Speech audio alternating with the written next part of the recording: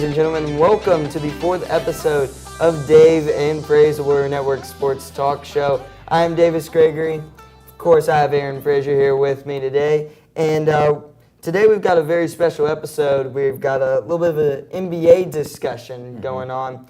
And basically, we put together a NBA lineup, but the players that we could not use were from the All-NBA first team or the All-NBA second team. So we either had to use players from the All-NBA third team or just any other player in the league. They just could not be on the All-NBA first team or second team.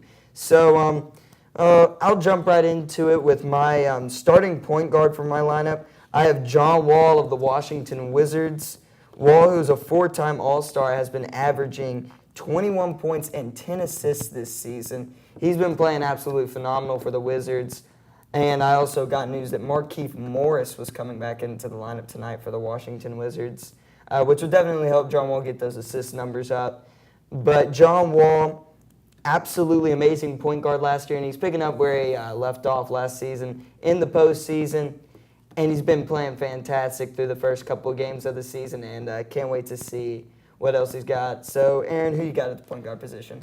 Well, I mean, it was really tough for me, decision-wise, between Kyrie or John Wall. But I really like the idea of going with Kyrie. I think Kyrie's an all-around great player. I'm not knocking John Wall or anything. I think he's a really good physical point guard. But Kyrie, I mean, he's averaging 22 points a game, 45% field goal percentage, and 35% from the three-point line.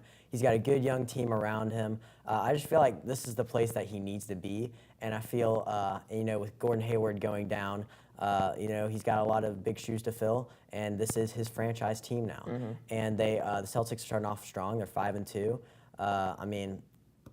They're currently first in their conference. So I honestly think that Kyrie's the most complete point guard right now. Mm-hmm. Definitely, John Wall more of a two-way guard, more of a pure two-way guard, and Kyrie more of just an absolute offensive superstar than John Wall. So those are both our point guards. Now at shooting guard, I'm very surprised that this player did not make any of the All-NBA teams. Klay Thompson from the Golden State Warriors. He's scoring 20 points per game, shooting 44% from three and 61% from the field. Klay, ever since he's been in the league, has been very consistent, and he's just played phenomenal from the start of his career, and he's been very, very consistent the years he's played in the league, especially defensively for a shooter at his position and being able to, of course, shoot the basketball. He's been a very, very great defender, and I really like having him on that two-guard spot on my lineup. And for me, I'm going with DeMar DeRozan. I agree with Klay Thompson. I think he's the best defensive player out there besides maybe Andre Roberson. And he's a great shooter, especially from the perimeter. Guard. Yeah, I think DeMar really brings this whole aspect of he's not a one-dimensional player. He can drive the paint. He can bounce it outside. He and Kyle Lowry really work well together. What amazes me about DeMar this year is he is averaging about 24 points a game, and he's doing it at just under 50% field goal percentage, which is insane for a shooting guard. I mean, he's making almost a half of every shot he takes. And so I think DeMar's really just a huge offensive weapon, big impact out there, but I definitely see where you're going with Klay Thompson on that one. Yeah, definitely both. DeRozan, more of an inside guy, likes to finish at the basket. That's what I like to see when I watch basketball. I like seeing tough finishes at the basket, flashy dunks. I love that part of basketball. Not too much of a favorite shooter, but I like Klay Thompson at that two spot so John Wall can get him the ball.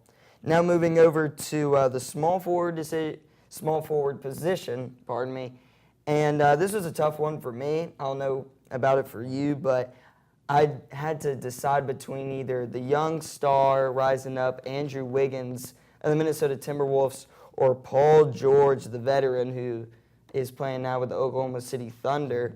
And based off research of their stats right now, I decided to go with Paul George of the Oklahoma City Thunder. PG is right now, as I researched, is tied for a career high in three-point percentage with 40%, and he's averaging 19 points through the first 7 games of the season.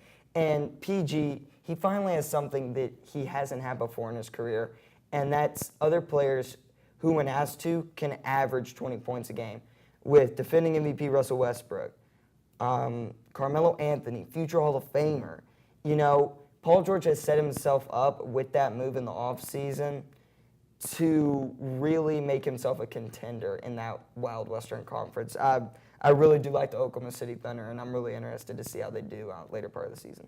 And this was tough for me as well, as I was really contemplating putting Paul George in there. But Jimmy Butler for me, see, when it comes to me, I'm thinking guys in their prime. Paul George is a little older. Jimmy Butler, he's approaching his prime. He had just gotten traded from the Bulls, where he just led a franchise there to the Timberwolves with a complete team, like Andrew Wiggins, as you were just talking about. And I mean, you know, this team, I mean, Jimmy Butler is pretty much his right now. He doesn't have to do a ton. He hasn't started off incredibly high, averaging just over 16 points a game. But, I mean, he's one of those complete players that I could see being a factor on defense and offense, whether it's crashing the glass or, you know, getting assists. I mean, he's just a complete player. And I love putting him in this lineup. And I obviously think that he's a top 3 shooting forward, a small forward in the league in the next few years. Yeah, definitely. Both of them really have a lot of similarities. Yeah. And great defense, can shoot the basketball, great inside finishing ability. I really like both of them, to be honest. Really fun to watch. Now, moving over to the power forward position. Now, this one I had to decide between Blake Griffin or Kristaps Porzingis of the New York Knicks, and I decided to go with Kristaps Porzingis right now. Of course, the face of that Knicks franchise since Carmelo left to Oklahoma City, to OKC, as I mentioned before. And Kristaps has been the face of that franchise once Melo left. He's the main man in the Big Apple.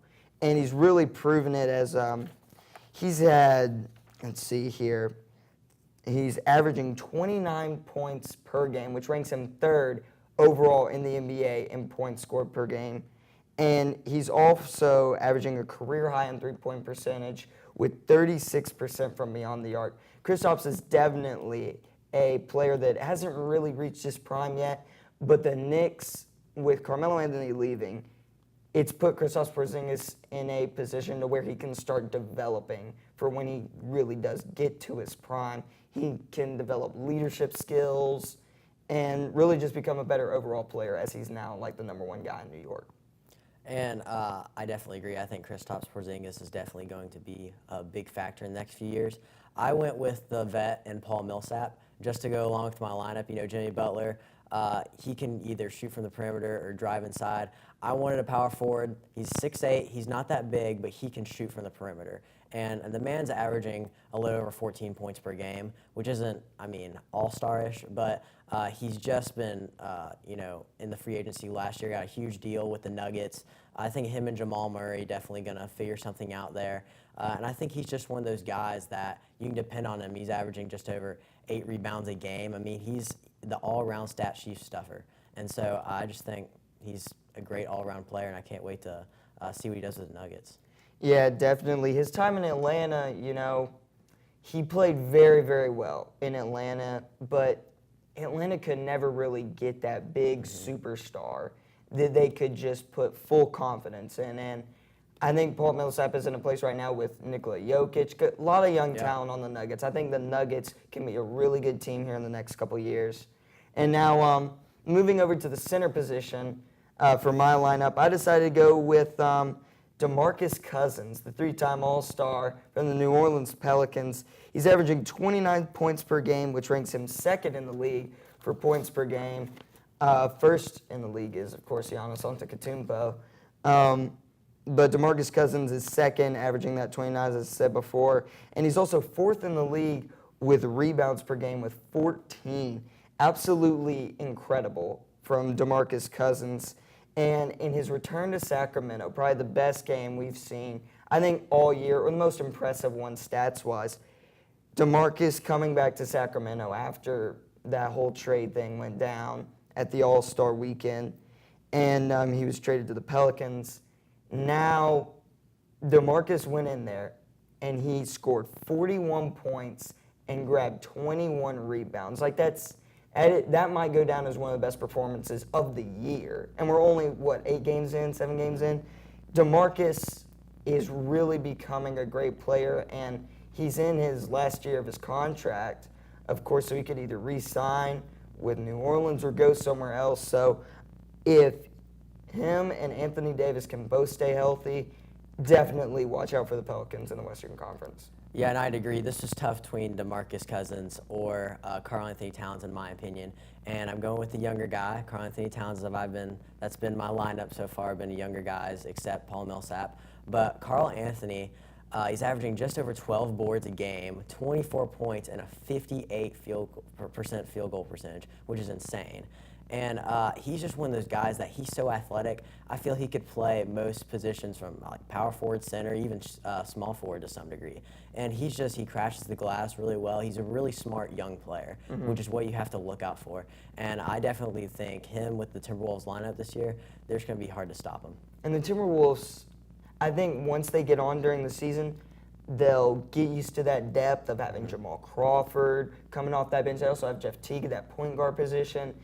And, of course, on your lineup, Jimmy Butler, of course, Karl Anthony Towns himself, and Andrew Wiggins, which that lineup really in the next couple of years, or even right now, if they pull it together, they can really become a really tough team to beat.